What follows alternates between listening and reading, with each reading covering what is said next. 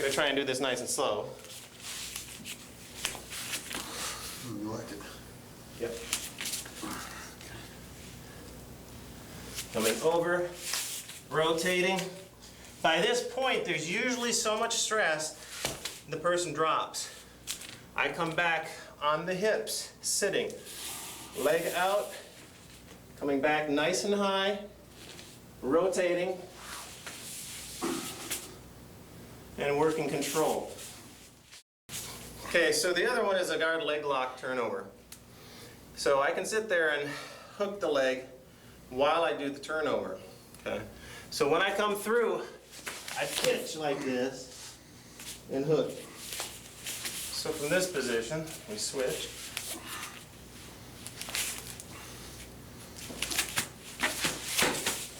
So from this position, I immediately send the arm through. Figure forward if I need to, or grab my shirt, or stomach, or whatever, and hips in. Figure four, hips in. So you didn't get it, it's hips in. That's important. The more you put your hips into it, you've got gravity now to help you lock that out. There's a lot of pain, so it works very well. Okay, this one's the shelf pass. Working here, I need to break this so I can dig with my knuckles onto the top of the foot and work this. The problem is whenever anybody tries any type of shelf passing, what happens is they leave this arm exposed. So when I go through here and try working this, he's all too happy to let me have that because he's going to sink it a triangle. Going to keep this pulled and work a lot of pressure to make me pass out. So your goal, and any time you try to shelf, you have to be aware of the arm that's extended out here. Not this one. This one has to be in your head. I can't sit there and have it out here. My elbow has to be turned in and lower on the hip so I can pull that out. When I start working here, digging and working this control, I have a couple of different positions I can hold this. I can hold this here in the crook of the arm, then bring my shoulder to his shoulder, opposite shoulder. Or I can put it up here, and then shoulder to opposite shoulder. The main thing that determines this is him, the body feel that he has, the time that I have to put this into play. So if I'm sitting in here like this, and I'm taking my time, okay, going for this, and I'm again not paying attention to that arm, it's going to be a problem for me. So I have to make sure when I do this and I dig and so forth, I hook it, I drive forward and down. If I have to, I'll hook the shoulder and come through with my hip and drive over till I get to crossbody. That's my goal.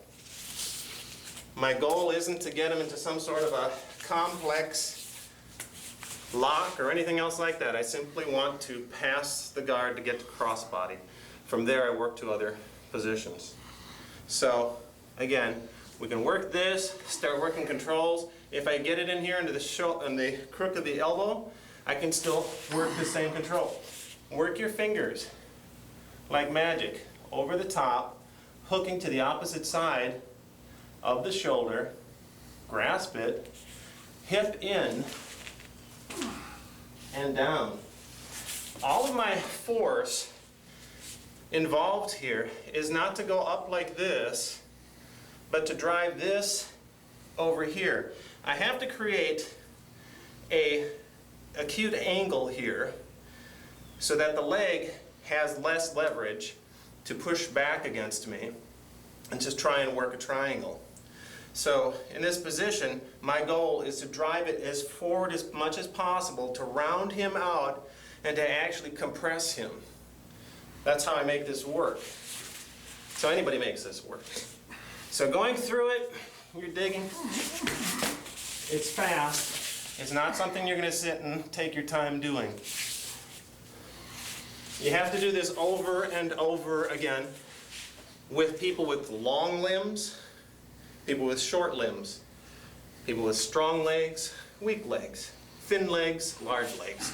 If I get it into here, it's the same thing. Come forward, I'm pitching all my weight, all my strength, all my leverage. I'm actually using less strength than is imagined because I'm using my positioning. Hips in, let it pass, and go. From this position, switch it around, show you from behind.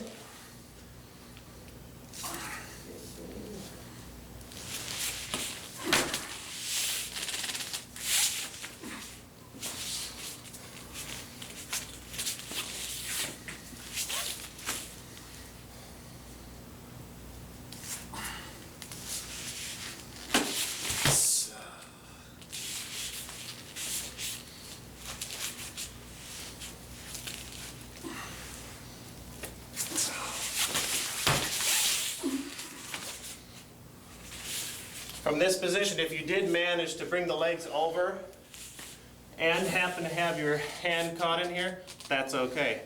That allows you to turn the partner over so you can gain what we call a side mount position on them. And again, we can work a lot of nice things from the side mount. This one's the stack pass. I want to make sure that I get across, and let's say he's got a good control here, probably not going to get this off. So we'll reach forward and I'll come up. I can either start working a lot of compression here on the neck to gain the release. And you have to be careful in training because the vertebrae crush and they expand on one side and you can get nerve damage from this. Okay, just doing it fairly lightly. So go careful with this. The other option is I come up, push, post, and I just keep driving, see, until the body is stacked like that. Pull him forward. So him feeling this nice and stacked, he's going to want to turn over, he's going to want to rotate or grab a leg or something else. Either way, you get out of the guard. I prefer to have some sort of control so I can work that and stack. Once you keep working this, working that positioning, your main goal is to maintain base. Because here he can feel that the only place he has to do is pitch me there, at that angle. Boom. So, if you're going to do that type of a pass, you have to be careful. I can also work breaking this, okay, or popping it, the hips out, like that, coming through with this one and this one, hooking at the hips, bringing him forward. Again, I'm stacking. I'm going to be nice to my partner today. So my shoulder goes to his shoulder, pops it off, and I work control. So again, passing the guard, however you want to open it. I don't care if you use can opener, use knee to center, pop it, bring one through. Notice where my other one is. It's not here to where he can grab the arm and pull it. As soon as he goes for that and tries to pull the arm through to work his triangle, I have to come back up into place, bring both elbows in for control, and control his hips.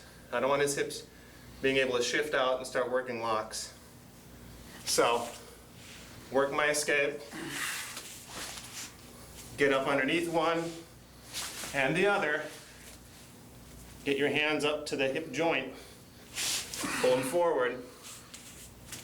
A lot of guys will, like jiu-jitsu, they'll turn right over. They'll release the legs and they'll turn over into a quarter position. Some people won't because they don't know what they're doing. We bring our shoulder to the opposite shoulder, compressing forward and down, hooking if we need to, rotating if we need to, hip in, and working this type of positioning. Either here, or here, or here. Our Keiza-gatame escapes are enabled by us getting our elbow tucked in here. Sometimes we don't have that option because they hook it and they're controlling it. Well, the thought is, if he's hooking me and holding me, I can hook and hold him. The main thing with this is I have to roll my body into his as close as I can. You have to spoon, you have to get up as close as humanly possible so that you can actually ride them up onto your body and bridge them over.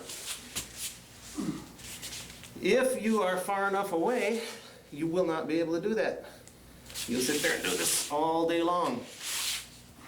The main problem here is I have a huge gap between them. I have to come in as close as possible, even pushing forward if I need to. Get low on the body, hook, rotate, and you start bridging.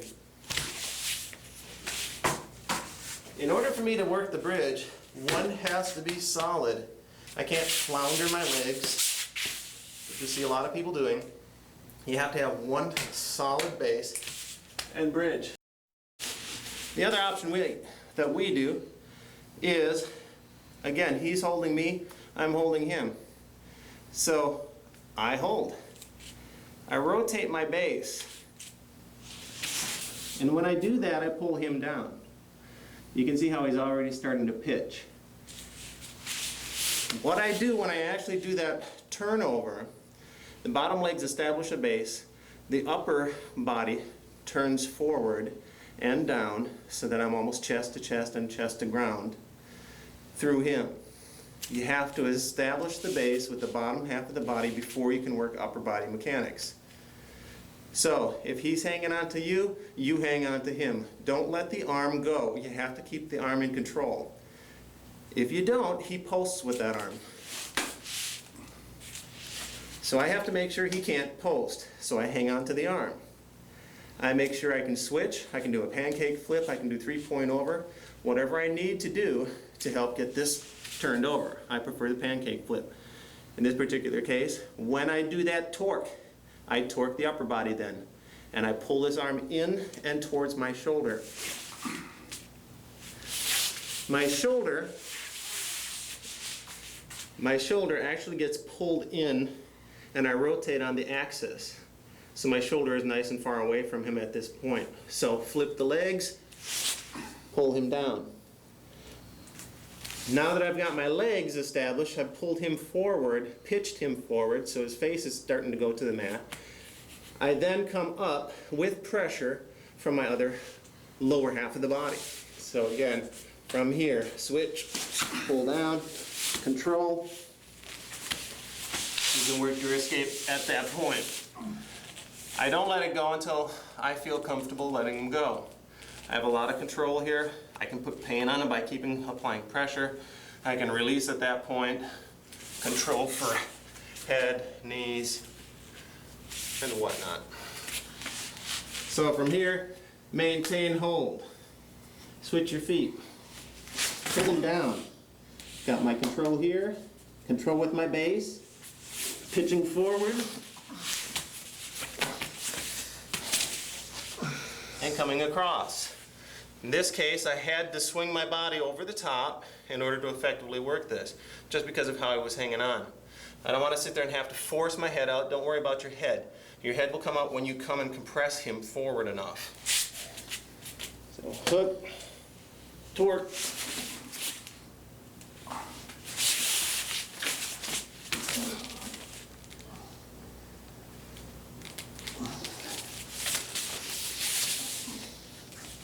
Your main component of that is when he's being turned over. Let's say he's holding me. We're going to use a little imagination. You're holding me there. You got my head. When I actually pull, I also help to push. I have to force him downward into the mat. When he's in this position, bringing my legs over the top and my body over the top changes the amount of pressure that's actually being applied. Being that I'm stretching him out crossways like this, it's a huge disadvantage for him. So you can see how our escape, core Jakey, the escape works pretty nicely. And my main goal is, if he's not paying attention to this arm, then I can bring that down, and then I can hook it. I can do the hook afterwards as well. I don't have to sit there and actually do the hook beforehand. So I can get my elbow down so we can't lock it out. That's my main concern, of course. And then sitting there and work here. A lot of people have a problem with head control and head pressure. They start panicking anytime anybody puts the arm around the neck. Don't worry about that. He's not choking you out, okay? If he starts choking you out, you have to deal with that. So he starts bringing his fist in and tries to do fist on throat. That's when you can bring this across just to open him up. you know, bring this in, okay, things like that. Bring this across. If you've got the flexibility, bring the head through. So these are some of the vulnerabilities of the Keizugatami is if he's not centered well enough and he's not paying attention to how high up he's coming in this base. So if his body, his head is up high like this, it's easily to bring this down and come through and lock it in a triangle, which is problematic for him. So some people, of course, if they come too high onto the body, actually has his hips high on me, I can roll. That becomes super easy. You'd be surprised at how soon you can get this on people. So you shift for the first one. I can turn it if I need to. If I come in and spoon and it's not working, I feel that, I do the pancake flip and hook.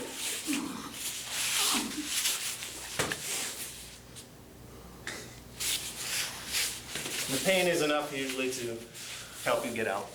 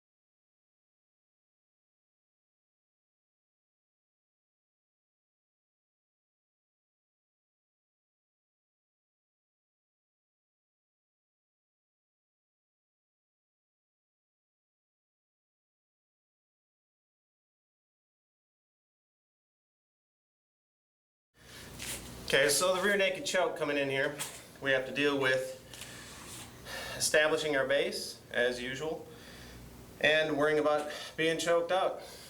So our main thing is to gain control of this area, which is what they want. The other area that we have to worry about is them controlling our hips. When he actually puts me in it, he's going to ride me up and get me high onto his hips because he wants to control where my hips are at. So from here, his goal is to make sure that I don't fall to the mat to where I can start escaping. If my hips slide off one way or the other, then I start getting out. Somebody who's experienced will help keep you in there and keep you in that zone. They're also going to start working the choke, obviously. So we have to deal with prying down enough pressure and flesh so that if this comes on, we can last maybe that second or longer to employ the other alternatives. The one thing you don't want to do is allow them to get this on and then start going for your legs, thinking, oh, break this and it's over. It's over in seconds, it really is. So let the lower half take care of the lower half, the upper half takes care of the upper half. If he crosses his legs like that, then I go through and then I can use some pain compliance on him from there. So from here, my goal is to make sure he can't seal his arms. And however I have to do that, I'm going to do that. Keep this in. But this, in and of itself, is a losing proposition if all I do is sit there and defend that all the day. So I have to do actually escaping. I can't just sit there and work this. I have to actually shift my hips off to the side so that I can get out of this position. So he's starting to work that. I'm trying to do my best to shift my position. As you can see, I've already shifted my base. My hips are pinning his leg down.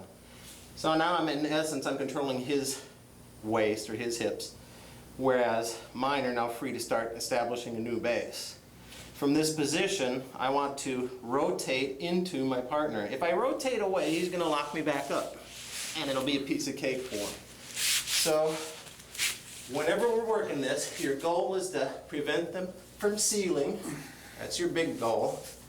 Keep the hands tight and work them while you work your shifting of your hips. From this position, I have to torque my shoulder to the mat through him. So I'm going to rotate on a single axis here, using my leg to help support me, lift slightly, torque my upper body into my partner. I'll release the arms so that I don't have that impeding me. Then I rotate and establish a three-point base with my feet so that I can get back to this position and make him regret trying to choke me. So, go back to it again. Catch as you ride to protect the throat while you shift your hips. Torque down, legs come out. You're going to switch. Either hips up, turn through, hip up, through. Always keeping your elbows in towards the body. So again, he's working this. If he gets this tight like this, you have to control the ability of him placing that onto the arm. If he starts getting this in here, this is where it's tighter. This is where it's extremely tough to start working your defense.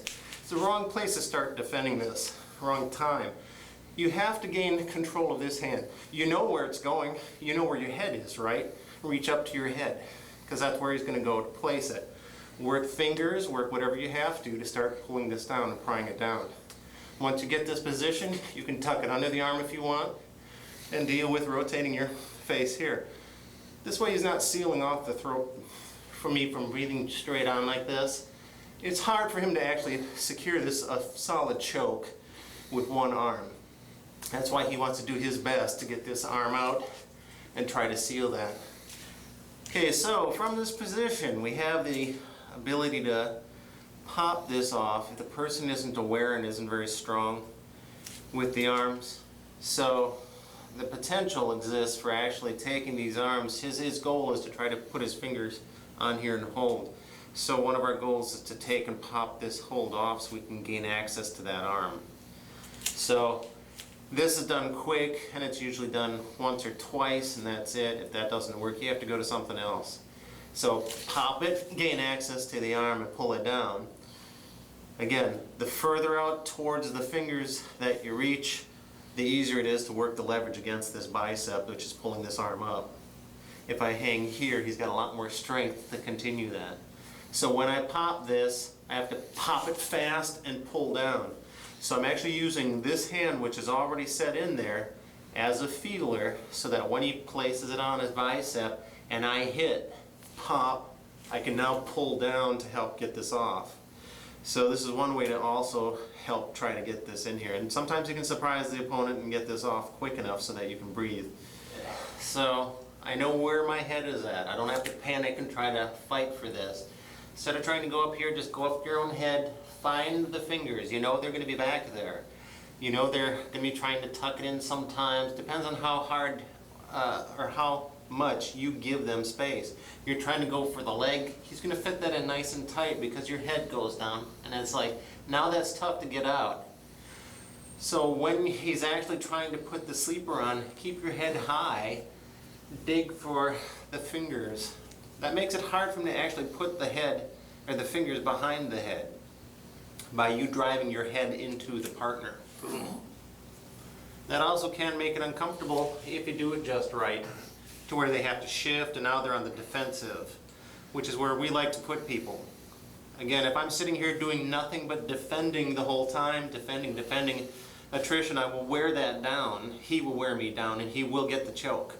So you can't sit there and just hope that you're going to tire him out from trying to choke you. It's not going to happen. You have to work shifting of your hips. You have to work, every one of these things have to be combined in a whole, in a synergistic mode. So I can't sit here and just work one, attack this, and forget the bottom half of the body. I'm showing this to you right now to demonstrate the difference between the two so that you can actually delineate this. From here, seals it, okay? If I can't pop right off the bat and pull down, see, that won't do it. I can't do this and then hope to pull down. This has to be in here, pop, and try to pull at the same time. Crawl back, find the fingers, pull them down, straighten the arm out if you have to, pop it, come down through here, tuck it down, then work the control on the other arm. So once I get this positioning, I now have an ability to prevent panic from setting in, shift my hips. If my arm is caught here in this position like this, because he hooks that, it's going to be hard for me to rotate from this position, shifting my hips out and try to turn my shoulders there. That won't help. It's going to be hard to do because he's controlling my ability to turn my upper core. So what I have to do is lay on that arm as well. So I shift my hips over to there, onto the leg. And now, at least I get my head out and start working the controls. So make sure that if the arm is caught, you lay on that side of the arm. You can't sit there and try to turn the other way and hope to turn your body out. He'll just roll you back over and choke you. When I grab, whether this is because I was in a position here where we turn them over, we get them like this, sink my hooks, rotate, turn them, start controlling his body, control the hips, get the feet in. If I cross my feet, he should feel that and bring the legs through and pop your ankle, okay? So here, you don't do that. You've got control here. You're trying to go for the choke, trying to set it in. He's going to try and defend that first by just sealing the neck, so I can't get the choke in there. It's not as easy to get this on a trained person. It's very difficult because the trained person defends very well. We don't just defend because I will eventually get this in. I can sit here like this, pry up and start digging in and do a lot of nasty stuff to open that up. So he's got to shift while I'm doing this. It can't be just him working defense on the upper body. He has to employ the lower half of the body so that he can then establish a base, then torque the upper body into a secure position. So from here, I bring him back into play, and I want to choke him, and I want to work this. He's going to start working positioning, turning it over. And you see that he stayed in as close a line as possible to do this, closest line of rotation. He shifted along his axis very nicely. If you take a wide base and try to swing back over, your partner is going to just put a leg up, an arm up, and turn you back over on your back, and you'll be mounted. If I do get the hold in,